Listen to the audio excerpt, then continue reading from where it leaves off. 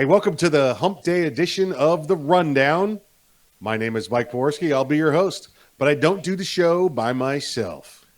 No, you don't. In fact, you do it with me. I will be your co-host today, Craig DeLuz, coming at you from the left coast. Greg, happy Hump Day to you. Hump Day! It's my favorite day. Hump Day. Mike. I don't know why that cracks me up every time we do it, but it does. You know what? It's one of those classics, too, and I know right about now we're going to cut to it. Mike.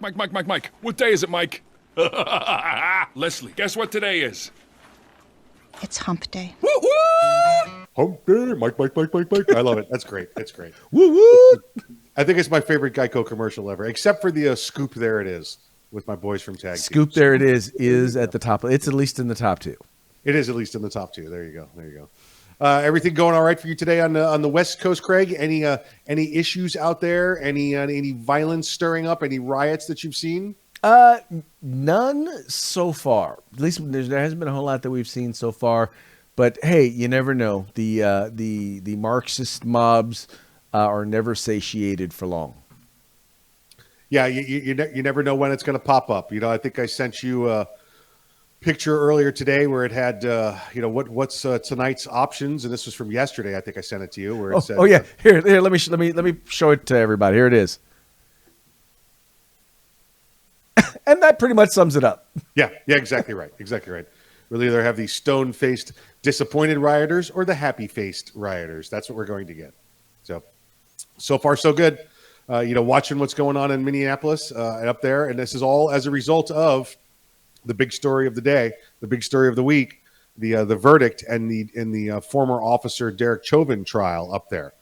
Yesterday, he was found guilty of, make sure we read these charges right, second-degree unintentional murder, third-degree murder, and second-degree manslaughter. So those were the charges that he was found guilty of. It was all three charges that he was facing that the jury came back and found him guilty of. Now, Craig, this went into jury deliberations for a couple of days, and I thought there was a chance that this thing was going to end up with a long delay in the jury deliberations, hung jury, multiple jury instructions, because it looked like it was stone cold locked for a little while there. Well, the fact though that they didn't ask any questions was pretty telling to me, at least. I mean, the fact that they really didn't have any questions about what the charges were, or have any questions about, if they had questions, that would have meant that there was somebody who was either confused or wasn't sure about a particular charge. But it sounds like they were pretty sure about all of the charges. I found it interesting that they convicted him of all three. That just seemed kind of weird to me, because I'm like, if you're guilty of, second degree murder, what's the point of also convicting you of third degree murder and manslaughter? I mean, it's all the same crime, right? Yeah, absolutely. And listen, and like you said, the issue with that I had here was that there were no questions asked. Normally, when a jury goes to the room, the first thing they do is take the initial poll, and they find out if anybody's, if we have a unanimous decision. If not, they start to go around the room, and they usually ask for additional facts. They ask for additional questions. So these people went to jury, and they were there for 2 or 3 days, and never once sent anything back, like you said. So, they take that first initial one. I don't know. Maybe they said, hey, listen, we're all in agreement, but I really need 2 more days worth of per diem. Let's just sit here. I can't fathom that being the truth. So there must have been something. There must have been some disagreement. There must have been some convincing, some cajoling, because they did not ask for additional guidance from the judge, have see evidence, see things reread. They did not ask for clarification on jury instructions, on the law. They did none of that. No. I would, and this is kind of where I kind of came down on it. And originally I had thought that, murder means you have to show intent. And in this particular case, they didn't show, in my opinion, they did not show intent.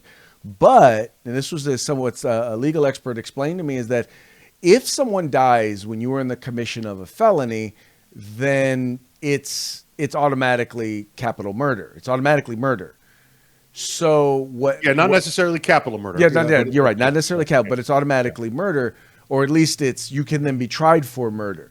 And in this case, that's why there was so much emphasis on the fact that this was basically felony assault. So what they're basically saying is It was a felony assault upon George Floyd, and because he died in the commission of a felony, that made it eligible for murder. Now, I'm not a lawyer, but that does kind of make sense to me. Yeah, listen, it's the problem is the laws are so different from state to state. Like you said, most places it's known as the felony murder rule, and I could quote you what the felony murder rule is in my state, but in Minneapolis, just reading the charges there, it leaves me a little dumbfounded. It's completely different than you see in many other states. So I don't know, maybe they go on old Viking rule or something like that. I don't know what they use up there, but so it's a little bit more difficult to understand. We do know that again they were found. All three of these, the interesting fact that I saw, and I know we talked about it over the past week, is that Congresswoman Maxine Waters there, and she had some insightful words that, and I said insightful with a CITE, not with an SIGHT. She was trying to incite violence there with people in Minnesota, telling them, listen, we're going to burn the city. We're not going to let this happen. We have to come to violence. We have to push them. We have to do everything we can. And the jury was not sequestered. No, they were not. They had the opportunity to hear what she said to them. Well, and this is the thing. If that is the definition, the textbook definition of jury tampering, she went there and she spoke in the media and she spoke out and she did so in a specific attempt to incite people, because keep in mind, there already had been violence. There already had been destruction of property. She's telling them, we need to do even more. We need to get in people's faces even more. We need to apply even more pressure. Well, let's put it this way. If President Trump can be impeached for what he said, which, by the way, was nothing close to what Maxine Waters said here, well, then how much more should she potentially be looking at getting impeached, or at the very least, some sort of discipline by Congress? Yeah, absolutely. What she said there was hurtful. It was incite. She tried to incite people. It was wrong. It was wrong. The other thing I look at there is they did not move this jury trial to a different portion of the state. And listen, I get that. There's nowhere in this country you could have gone and people had never heard about, George Floyd or Derek Chauvin. But by moving it to a different portion of the state, move it 400 or 500 miles up to the northern peninsula up there of Minnesota, because your jury pool changes then. Your jury pool is now people that don't live in Minneapolis. The people that are on the jury in Minneapolis are now not only voting for what they think is legal and just and right, they're also voting to not have the city they live in be burned down. Whereas a jury somewhere else is going to be worried more about the rule of law than they're worried about their own home taking a loss. Well, and that's actually an excellent point, especially when you have political leaders coming from all across the country who are basically, in your town or in the mainstream media, basically saying, chiming in on what is justice. And you even had the judge who noted that what he felt the Congresswoman said was insightful to riot. I mean, it was tantamount to jury tampering, and she ought to respect the role of the judiciary, the co-equal branch of government. And what she did and what she said is dangerous. And the problem is that it wasn't the first time that she's done something like this and said stuff like this, and it definitely won't be the last. Right, exactly right. And like you said, the judge said it was very near a mistrial when it was brought up. And as he said to the defense team, well, now you have your grounds for appeal. So he saw the trial through, but it was pretty clear that there are grounds for appeal. He wasn't the only one that, she wasn't the only one, Maxine Waters, that said something stupid concerning the trial. That's an elected official.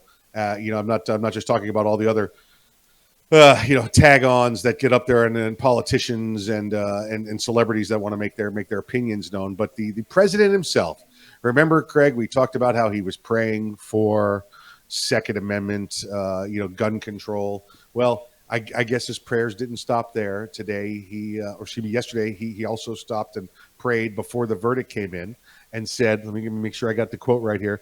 I'm praying the verdict is the right verdict, which is, wink, wink, I think it's overwhelming in my view. All right. Why don't you just say guilty? Why don't you just say guilty? And again, now that you have anybody sitting on the fence there on the jury, and now they hear the president say, "Do the right thing. We want you to do the right thing." It's pretty overwhelming what the right thing is. Come on, come on, man, come on. Keep in mind, this is the same guy who said that. Well, the laws in Georgia, it's worse than Jim Crow. Matter of fact, it makes Jim Crow look like Jim Eagle. This is the same guy who said that you can, go online and buy guns without a background check. This is the same guy who said you can walk into a gun show in any place and buy a gun without a background check. I mean, this is the guy who appointed the director of the the ATF. I mean, here's someone who doesn't know where he is, let alone what he is saying from hour to hour. So, how are we supposed to judge his determination as to what is right and what is wrong when he doesn't even really know what is? Yeah, listen, all we need is a cognitive abilities test. I'm telling you, every time this guy walks into the office, Mr. President, what's today? Where are you? What's your middle name? Couple of those questions, just like that. We'd knock him out, and old Nancy Pelosi there, and Dianne Feinstein, and we got a little bit later in the program also to talk to you about our parting shot. I don't want to give it away though. We're gonna get to it when we get to it. Please let's not give it away. But once again, let's go back to jury tampering. Yes. Dude, the president of the United States is chiming in. Yep. Right. And we know why in many cases. First of all, these people have an agenda. But then we also know that there were a lot of people who were standing out there, and everybody's expecting riots. Everybody was expecting them. If he was found not guilty of any one of these counts, we know for a fact that there were going to be riots. In fact, there will probably still be riots. Yep, that's exactly right. And Foot Locker will be there standing there handing out shoes. As I said before, voluntarily or involuntarily. They will be there from it. Craig, it reminds me back of a little legal history, a little law enforcement history. Back in the early 70s and even into the mid 70s, there were a lot less warrants sought for police when it came to recording phone calls, recording conversations, and those type of things, because the president had said it was okay. When recordings came up and they started talking about the tapes in his office with Watergate, he said, it's okay. You're allowed to do that. Well, guess what? Other government officials started to do the same. And it took years and years and years for that to be corrected. Well, now you got a guy like Joe Biden in the White Office saying, I think we should convict. You know what the verdict is. Now, what's the lasting effects on this guy? What's the next time a jury gets seated that's not in the back of their minds? What Maxine Waters said and what Biden said. Exactly. And like I said, if nothing else, she literally voted to impeach a president for saying much, much less than what she has said. Yeah. Let's go over there and let our voices be heard. That's what he said.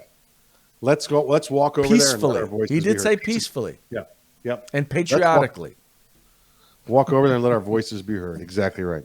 Craig, we actually touched on this earlier in the week, and we didn't get to this story, which I'm glad because I've been planning this one for a little while.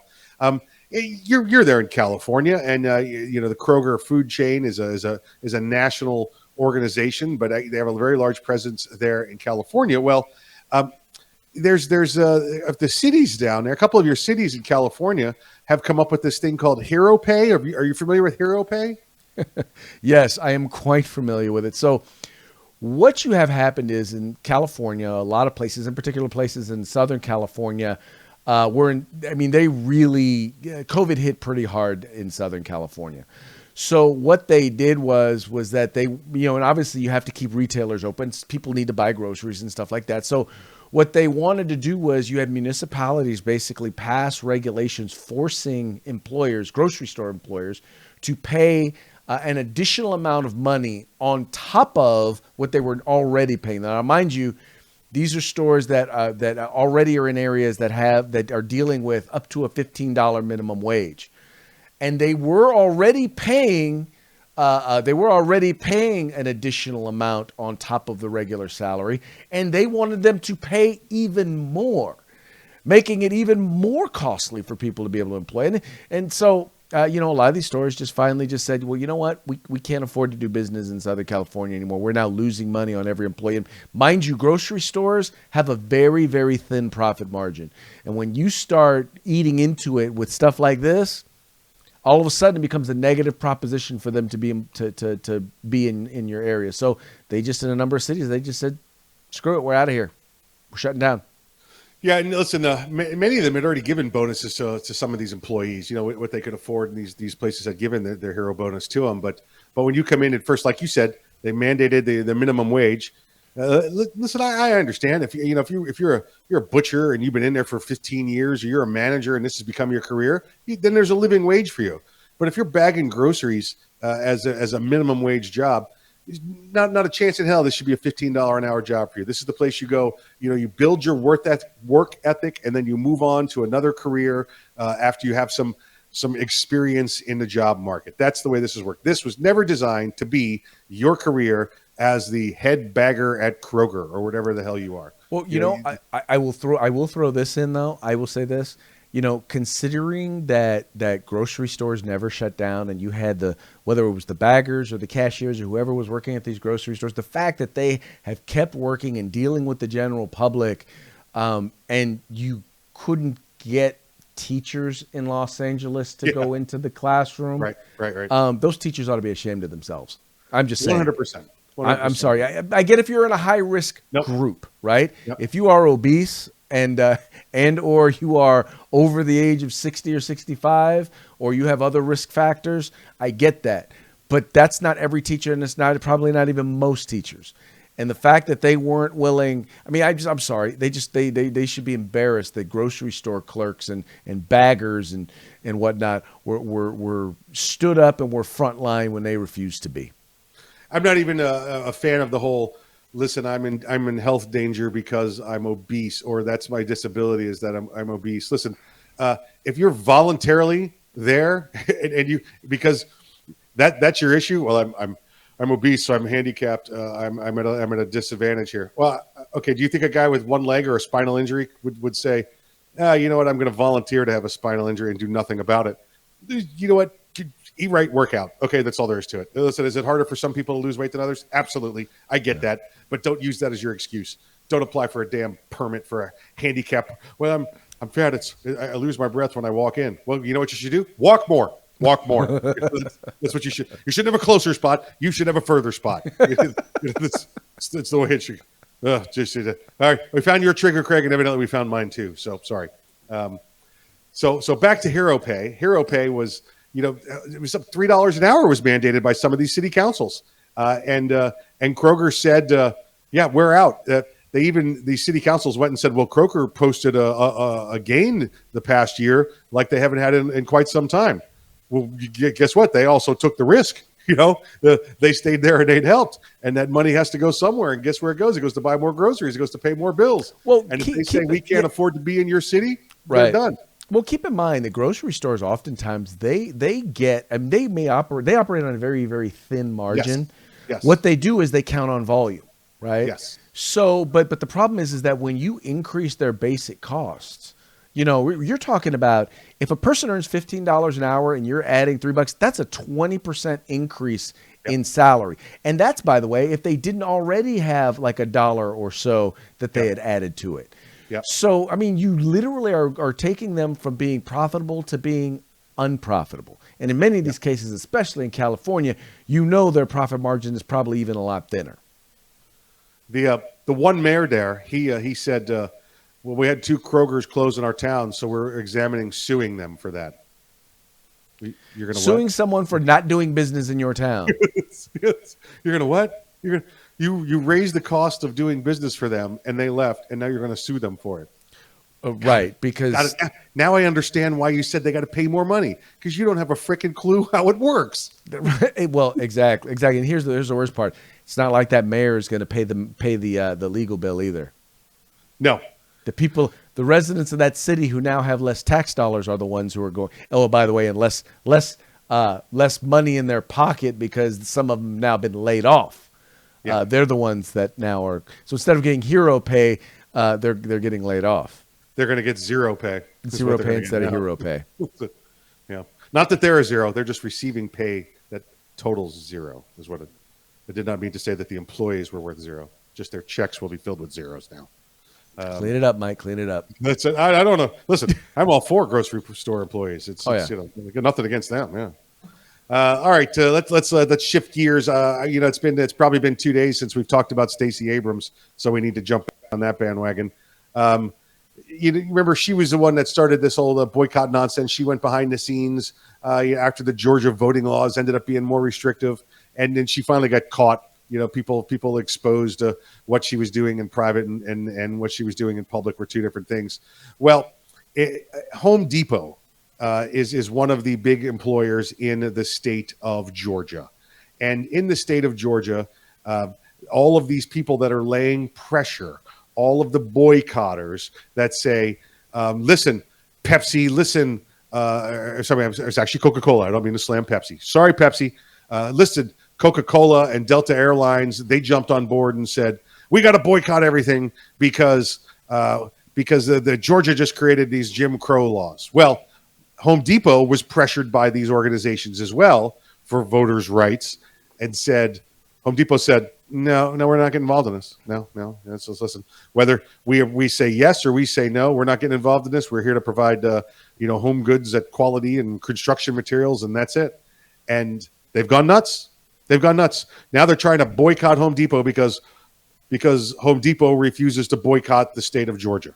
And then the governor got involved. And how'd you like the governor's response, Craig? Oh, the only thing, it would have only been better if he had told them to go F themselves. Exactly right. Yep. I'm at a point, forgive me. I know I didn't use the actual word, but y'all know what I meant. I am just frustrated because this is based so much on ignorance. Let me start with what I start with every time I talk about this. Read the bill. Read the damn bill. Take the time, read the bill. If you read the bill, you'll know that they're full of feces. Now, yes, the fecal matter is a plentiful there. That's for sure. And then you've got them pressuring these companies, and these companies, look, with these companies, the thing that makes me mad with some of these companies is what they don't understand is that now that you've given in on this, they're going to expect you to give in on a bunch of other stuff. Right. And you know what? In some of these cases, like take, for example, Delta Airlines, guess what? I got options. I don't have to fly Delta. Yeah. Right? Yeah. I don't have to drink Coca-Cola. I don't have to watch Major League Baseball. I don't have to do any of this stuff. Yeah, absolutely right. And the governor made it clear.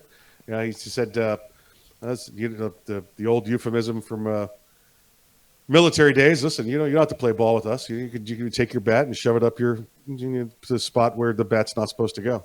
It's just the way it is. And the governor pretty much told him exactly that. Said it's time to leave. It's time for you to take your nonsense and go elsewhere. Dude, they sell toilets. They do. They sell lighting fixtures and wood and nails and yeah. If there's one thing that Home Depot is guilty of, it's having too many people who don't know what they're talking about selling you stuff that you need. Yeah. I mean, if there's one thing they're guilty of, it's that, right? But that is not equal to Jim Crow. Yep. Home Depot is not my preferred home improvement store. I go with a different one. But listen, they're on the right side here. They're on the right side of this, and I'll probably throw some money at them because that's how I vote. I vote with my wallet. So. I don't want politics in my hardware. Don't want politics in my hardware. Exactly. Sell me stuff. Sell me stuff. Exactly right. Next story, Craig, I want to jump into the Florida sheriffs. A couple of Florida sheriffs down here are big-time big guys. You got Sheriff Grady Judd in Polk County, which is the Lakeland area. Then there's Sheriff Wayne Ivey in Brevard County, which you and I have had the opportunity to meet Sheriff Ivey a couple of times, a great distinguished Second Amendment advocate he is. Well, these two sheriffs were standing with Governor DeSantis as he was signing the bill and turning it into law this past week on Monday, the anti-rioting law, and we discussed that in length. And I want to leave that be. We've already covered that in pretty good topic. And well, Sheriff Judd, while he was there having his conversations, and Sheriff Judd is a guy who likes to use visual aids, he was showing pictures of what a riot is and what a protest is, and the difference between them.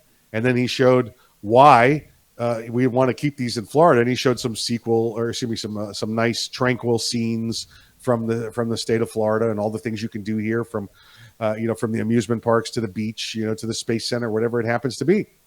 And then he dropped the quote. He dropped a quote it's been made meme worthy already, and it was beautiful. He said he likes it when people, and he knows that people from around the country are moving to Florida, but remember, don't vote the stupid way you did up north when you get here.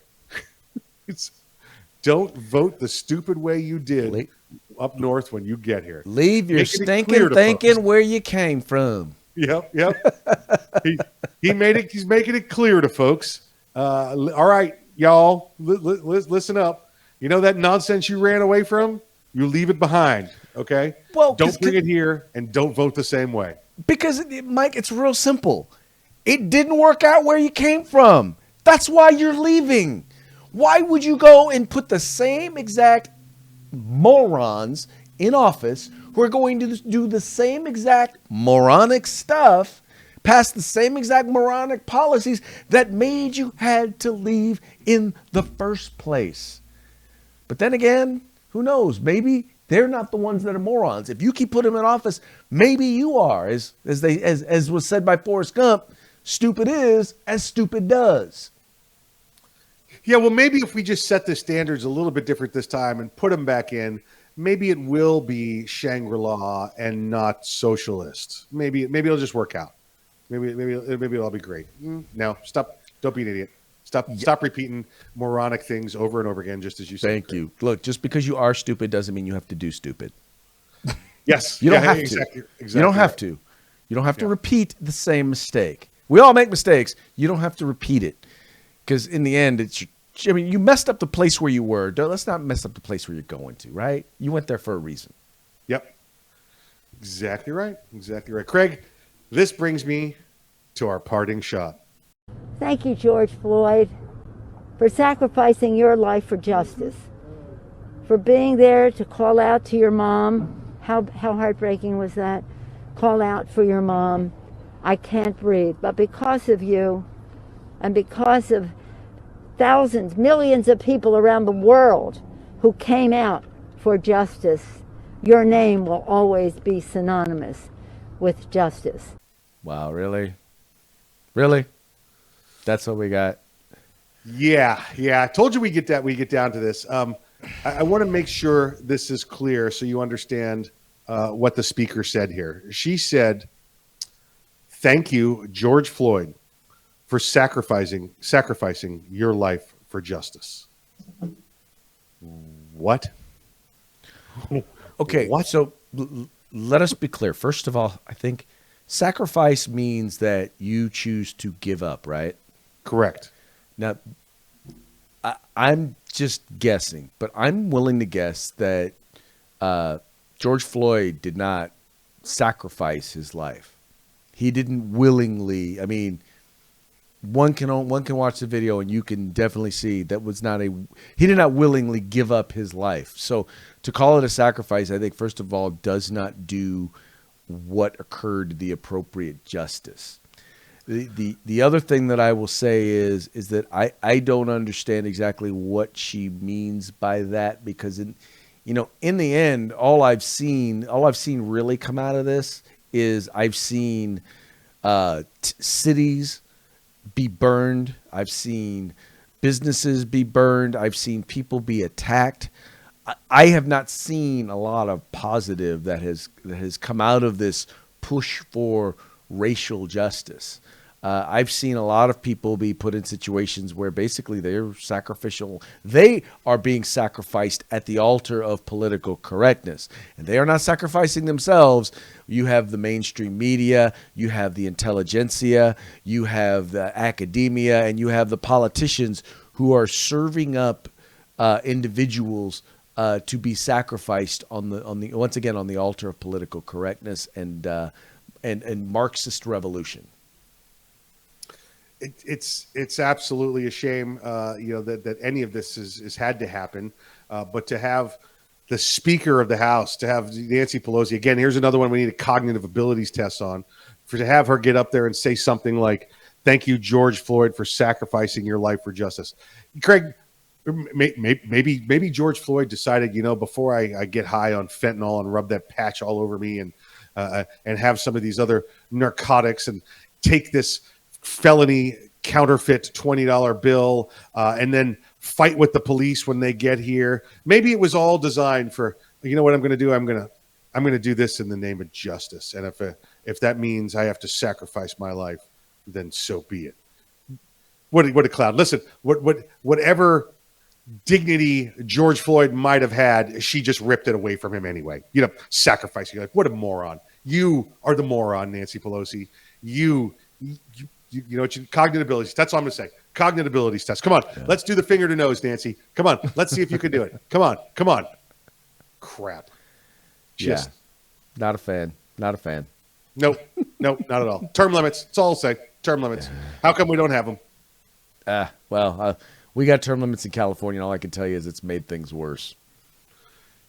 Yeah. Well, you got Dianne Feinstein there too, and she's not term limited out. But what'd you say? Yeah, exactly right. Another one. Cognitive abilities test. All right, folks. Hey, that's going to be it for this episode of The Rundown. As you can see, we're not shy about our opinions, and we want to encourage you guys to do the same. If there's topics that you guys want us to cover, things you want us to talk about, put them in the comments section. Let us know, and we will work to try and work them in. Also, remember, whether you're watching us on Facebook or on YouTube, please remember, like, share, subscribe, and encourage your friends to do the same. Like, share, subscribe, and it's been great seeing you all on Hump Day. Hump Day. Talk to y'all later.